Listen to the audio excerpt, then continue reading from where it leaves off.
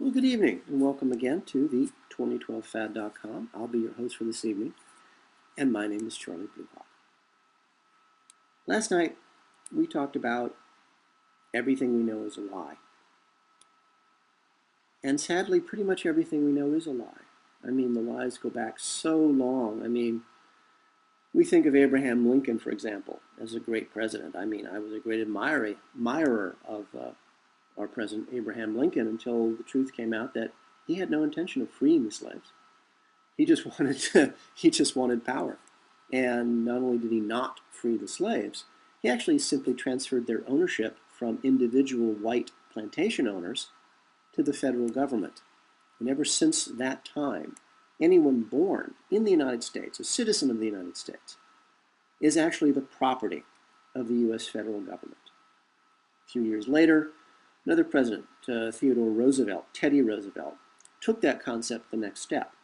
Since the U.S. federal government already were our owners, our masters, he decided to pledge our labor, each of us, you, me, and our children, and their children, and their children. He pledged all of us, our bodies, our labor, as equity, security for the debts of the nation, which is why very soon our open borders, where foreigners can come in anytime they want in the United States, legal or otherwise, they'll still be able to come in. But you and I, who are the debt, the equity for the debt of the nation, we will not be able to leave, because right now China holds trillions of dollars of hedge fund debts, U.S. bond debts, and they're eventually going to want their money. Me, I've already declared my sovereignty.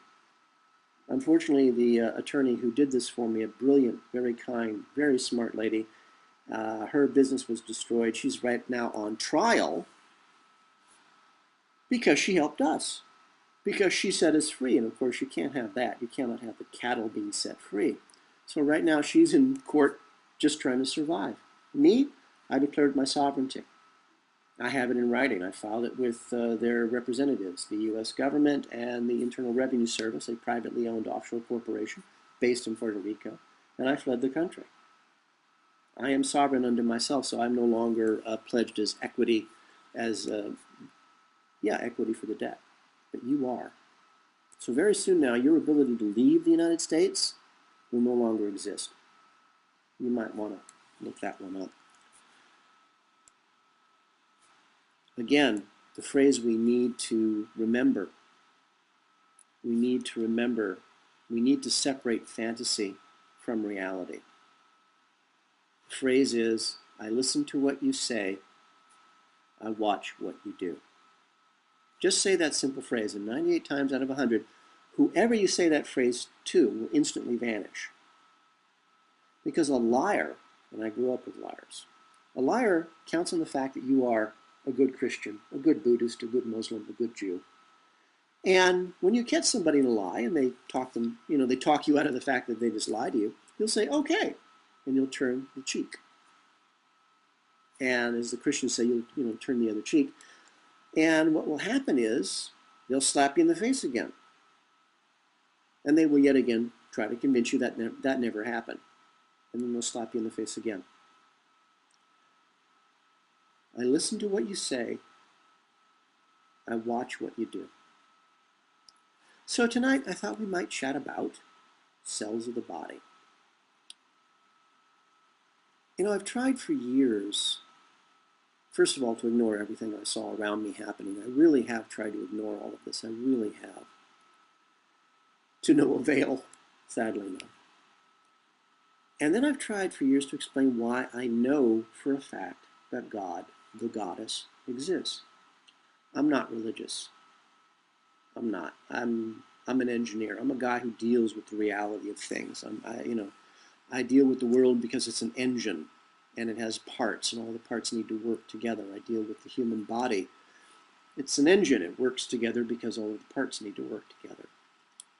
Now, I don't swear. I don't swear because I'm trying, not because I'm a good Jew. I'm trying not to swear as a rule, is because when you use obscenity on a regular basis, you demean yourself, and your brain literally is part of the engine of your body. will actually reprogram itself to accommodate your behavior. Bear with me. This actually makes sense eventually, I hope. Your brain will reprogram itself to accommodate your behavior. Let's stop and think about that for a second.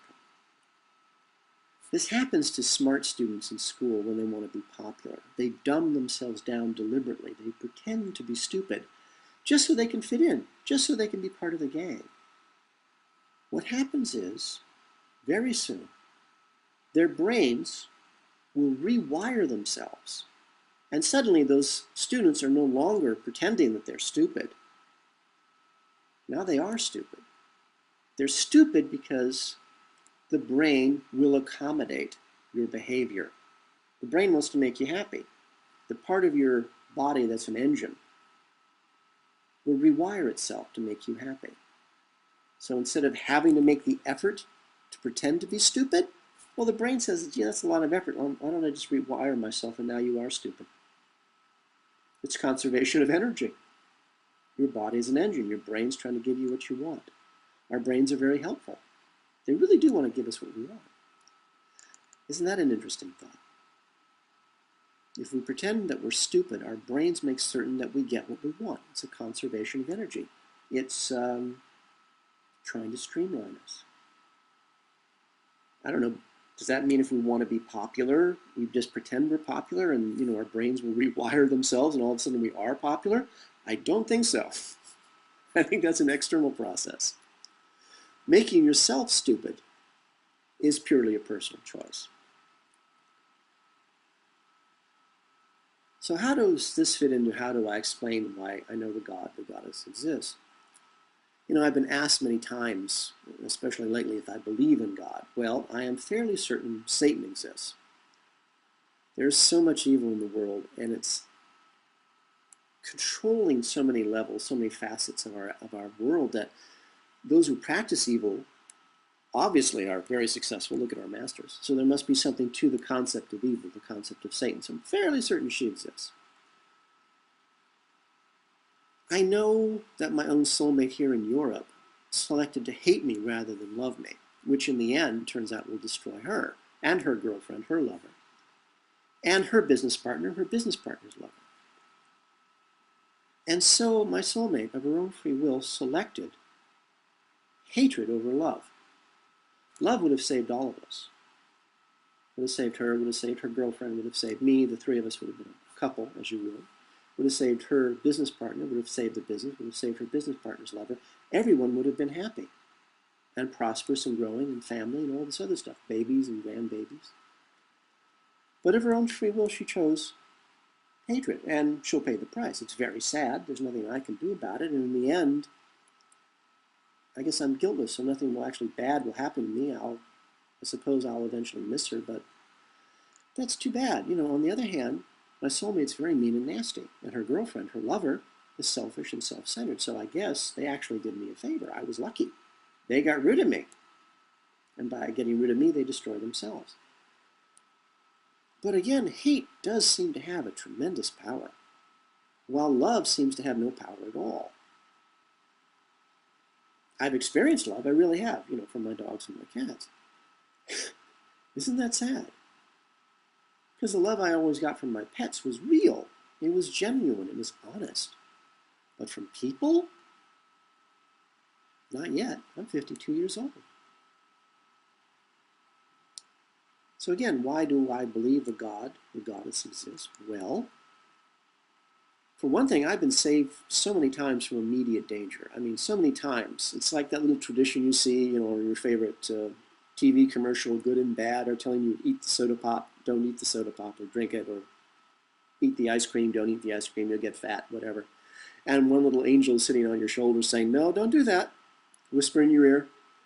And so I've got this little angel, I suppose it's an angel, I hope it's an angel, sitting on my shoulder saying, don't get into that car.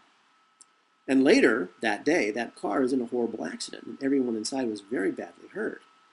And I've lost count how many times I've been told, don't get in the car. Or I'm walking down the street, and a little angel, again, I hope it's an angel, whispers in my ear, turn left, not right. And the way I was going if I had continued on. A car jumps the curb, crashes into the newsstand, plows into the wall where I would have been standing. That's happened more times than I can even remember. The latest one, well, the biggest one, I suppose, is I was on my way to Argentina for work. I was fleeing New Zealand, and I was looking for someplace, and Argentina seemed like a good place to go. And a little angel showed up, along with the witch, and said, don't go to Argentina.